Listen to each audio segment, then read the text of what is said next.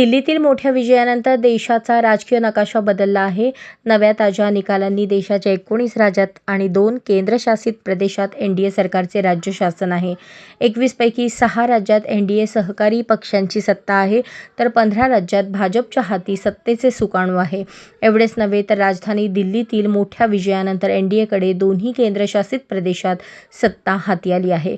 एनडीएच्या जवळ आता देशातील 5 मोठ्या राज्यांपैकी यूपी, महाराष्ट्र, पश्चिम बंगाल, बिहार, तमिळनाडू या 3 राज्यात सरकार आहे. यूपी आणि महाराष्ट्रात भाजपचा स्वतःचा मुख्यमंत्री आहे, तर बिहारमध्ये भाजपचे मित्रपक्ष जेडीयूचे नितीश कुमार यांच्या हाती सत्ता आहे.